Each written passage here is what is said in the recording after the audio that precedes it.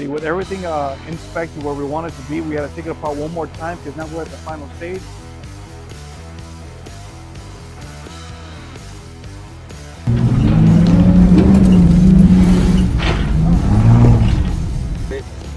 It is a dial with an SUV going downhill. That is your downhill assist.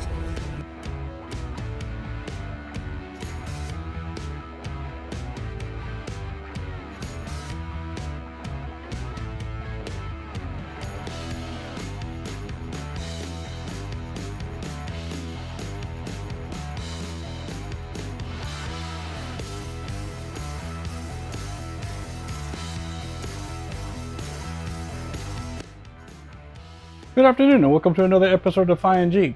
Today I actually just want to do a follow-up on last week's video where we replaced the polyurethane bushings in place of the rubber ones, I'm sorry, I totally misspoke, where we replaced the rubber control arm bushings with polyurethane bushings.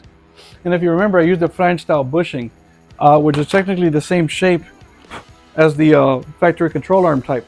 I just want to dig a little deeper into what we were doing. Now, if you remember, I went ahead and I pushed in this polyurethane bushing with its tube sleeve for the chassis bolt onto the metal shell.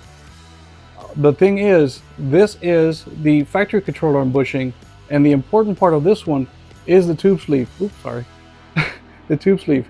The reason being is the tube sleeve that the flange bolts came with, if you take a look at that hole compared to this one, the hole is actually a little bit larger. This hole actually fits a 9/16 bolt. My chassis bolt is a 5/8 bolt, and that's this hole right here. Now, I'm going to show you a little something. I'm going to pull this apart for you. And what's nice about polys is the base of polyurethane, even though it's somewhat rubberized plastic, it's still oil-based, so a lot of these things are easy to slide out. Let me just take this apart real quick. Oh, good Lord. That's going to be a little bit... give me a second. There we go. Okay, so now we have this tube sleeve that actually fits the bushing. We have this tube sleeve that actually fits my bolt but does not fit the bushing, and it's because of the outer diameter. The outer diameter of the one that I need is definitely larger. I put this on a caliper, and this measures at 1.004 or 1.005 inches, which is about 4 or 5 thousandths of an inch larger than the actual drill bit I have. The largest one I have is a 1 inch. So I believe that 4 or 5 thousandths of an inch is not going to make a whole big difference here.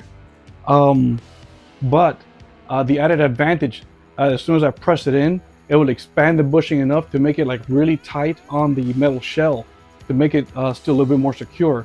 And by using this, I'm going to be able to appropriately use the correct bolt to keep everything in place. If I used this one with a larger hole and my smaller bolt, this would still jiggle and dance around and would possibly create more damage. And we're actually trying to get away from that. We don't want to go in that direction. We want to keep on moving forward. So I have an idea, and me and my not so infinite wisdom, of course, I'm going to try something cool and new to me. And I don't know if it's to you. And I've been thinking about several different ways of doing this. I could stay with that factory metal shell for the flange bushings, which would be I'm sorry, not the metal shell, the tube sleeve. But that would require a larger bolt. And I can go to a hardware store and get a grade 8 larger bolt, but I'd have to do that 4 to 8 times, depending on how many bushings you're replacing. And then I'd have to drill the chassis holes where the bolts go through. I'd have to drill them all out so that everything's all uniform. Or, without having to go through all that expense of buying new hardware and then drilling out bigger holes and all that jazz, why don't we hang on to the hardware we have, do not drill any holes, and why don't we make the hole in the bushing a little bigger to fit that tube sleeve? Right now, that is going to be more cost effective because all it costs me is a little bit of energy. I already have the tools to do it. Like I said, polyurethane is an oil-based rubberized plastic of some sort. That's where the poly comes in, poly from polymer, which polymer means plastics. And all I'm going to do is just increase the diameter of this hole just a little bit. This hole right here is probably about, I don't know, 7/8, maybe 9/16, something like that. I can't really remember.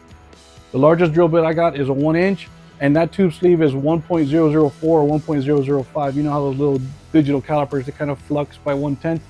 So that's why I'm expressing it like that. So I think I've elected to go that way. I'm going to give that a shot. I so hope I don't ruin this, because if I do, I got to order another pair. Ha ha ha, shame on me, right? So, okay, so let's go ahead and get ready. Let's go ahead and get our gloves.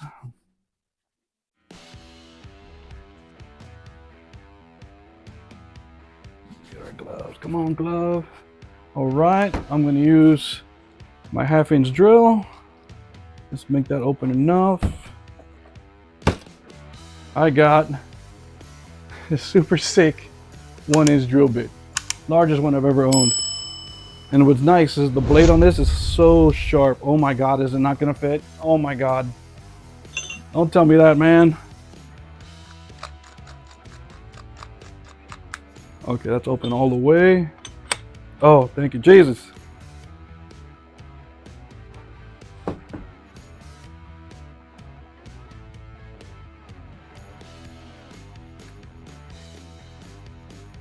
What's up with that chuck, man? What's up with that chuck? Here we go. Good and tight. Woo! Alrighty. So let me do something here. I want to get you a closer shot. I don't want to. I know the way I'm going to hold it and whatnot. Ooh. I'm going to take a chance here, y'all. I'll take a chance. Oops. That's me. Totally my fault for being a dork. I'll tell you what, man. Let me go ahead and get you a closer shot. Let's see if we can get this done right. Alrighty, now that we got myself a little resituated, repositioned over here, let's see if I can get you a better shot. Now, I know how I am as far as the way I hold stuff. I'm going to be a little low, so I'm going to readjust this camera. And of course, don't forget your gloves. You want to protect your hands. It is soft material, so I'm going to see if I can hold it without getting hurt. I hope to God I don't get hurt, and if I do, probably not going to show you this video anyways. I'm going to reduce that a little bit and angle. Alrighty. Okay, so I got that hole using a 1-inch drill bit. Let's see how I do this. Ooh, that's not going to work out to my benefit. Let's go try it again.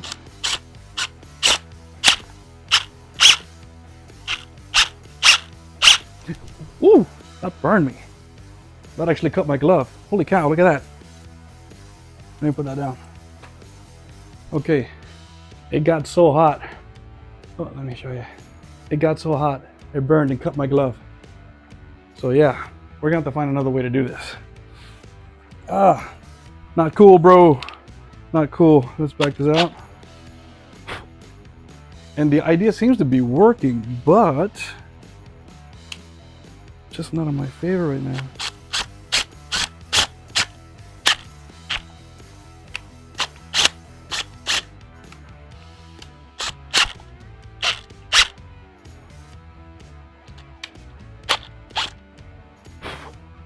Okay, so technically it's the right idea. I see it's cutting into the polyurethane. I just need to find a better way to hold this so I can keep it more stable and drill right through it. So let me go ahead and give this a pause until I figure this part out. Alrighty, I am actually just about done with one of my bushings. First, let me take a look at my hand. Ooh. Not cut, but I burned the outer dermis. I'm gonna find a way to stitch this glove. Who am I kidding? I'm gonna go find another pair. Okay, so now go back to what we were doing, and what I had just done. Let's take that as a base. At the same time, let's take it as what not to do.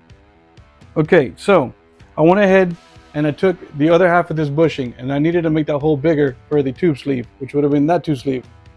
I finished the job. It actually made it fit, and it is nice and tight. This guy, when it's all bolted together, is not going to go anywhere. So what I had done, as I demonstrated earlier when I was holding this bushing, and I had my drill bit there, I just took it slowly with various speeds. I didn't hit it full force, because that thing would have like flown out of my hand, possibly broke a fender. And as it spun, you saw it cut my glove and kind of burned my skin. So we don't want to go in that direction. You want to find something a little bit more secure.